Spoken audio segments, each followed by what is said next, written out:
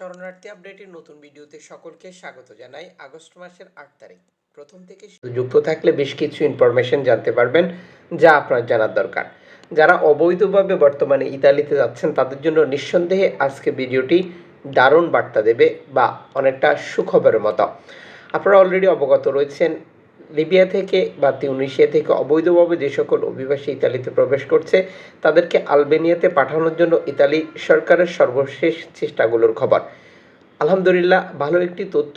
আলবেনিয়াতে অভিবাসী পাঠানোর ক্ষেত্রে যেটি সর্বশেষ তথ্য অনুযায়ী আরও দেরি হতে পারে।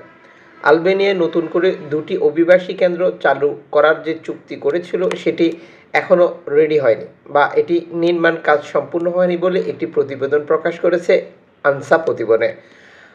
ইতালির এই আনসার প্রতিবেদনে উঠে এসেছে ইতালির রাষ্ট্রদূত ফাবিজিও বুসি ঘোষণা করেছেন 2টি আশ্রয় প্রক্রিয়াকরণ কেন্দ্রের উদ্বোধন উষ্ণ আবহাওয়া ও মাটির গুণমানের কারণে কয়েক সপ্তাহ দেরি হবে। গত সপ্তাহে আনসা সহ মিডিয়া প্রতিনিধিদের সঙ্গে কথা বলার সময় তিনি এটি বলছিলেন এবং কেন্দ্রগুলো পরিদর্শন করছিলেন। আলবেনিয়ার অভ্যন্তরে একটি ছোট শহরটির কেন্দ্র যেটি বিস্তারিত প্রতিবেদনে নিশ্চিত করা হয়। তিনি বলছিলেন নির্মাণকে 7,000 রিইনফোর্সড বা কংক্রিটের খুঁটি বসাতে হয়েছে, যেটি নির্মাণ চলাকালীন সময়ে। এখানে বলা হয়েছে 1 আগস্ট কেন্দ্রের উদ্বোধন স্থগিত করা হয়েছে, যেটি করার কথা ছিল। এর আগে 1 মেতে অভিবাসী পাঠানোর কথা ছিল, সেটিও পিছিয়ে যায়।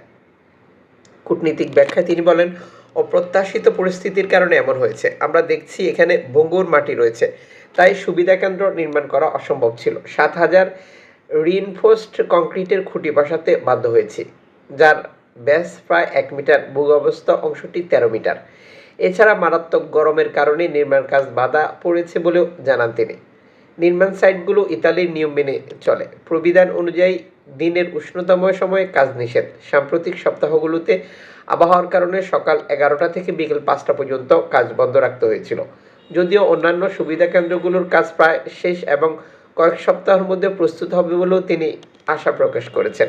স্বাগত এলাকা বর্তমানে সম্পূর্ণ। এই এলাকাটিতে কেন্দ্রের মূল অংশে আশ্রয় প্রার্থীদের জায়গা দেবে। কংক্রিট দিয়ে বাঁধানো একটি ছোট্ট প্রাঙ্গণে ঘেরা এটি।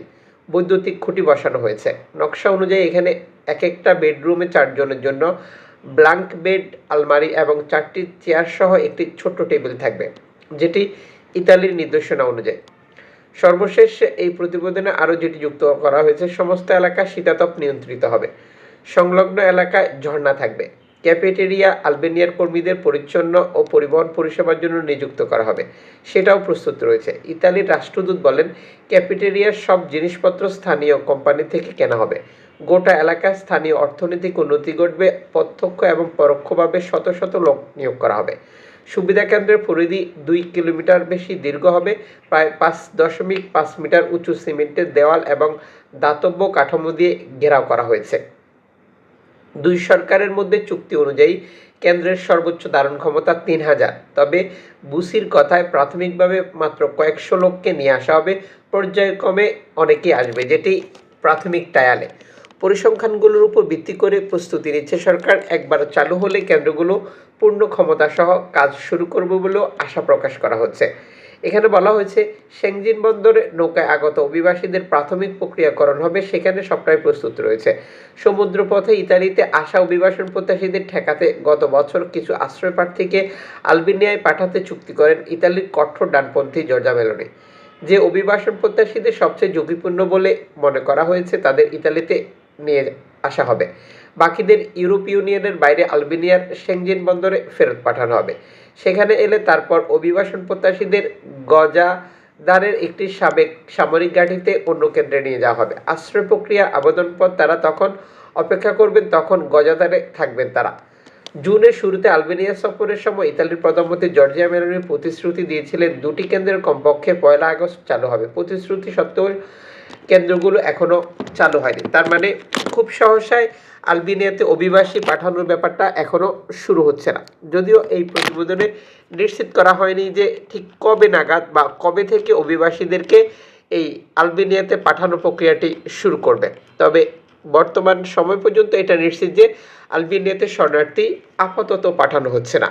এদিকে ভূমধ্যসাগরে অগণিত নৌকা বিপদে রয়েছে। এনজি সংস্থাগুলো শরণার্থী উদ্ধার করছে, লিবিয়ান কোস্টগার্ড শরণার্থী আটক করছে, তিউনিসিয়ান কোস্টগার্ড আটক করছে, যা ধারাবাহিকভাবে অব্যাহত রয়েছে।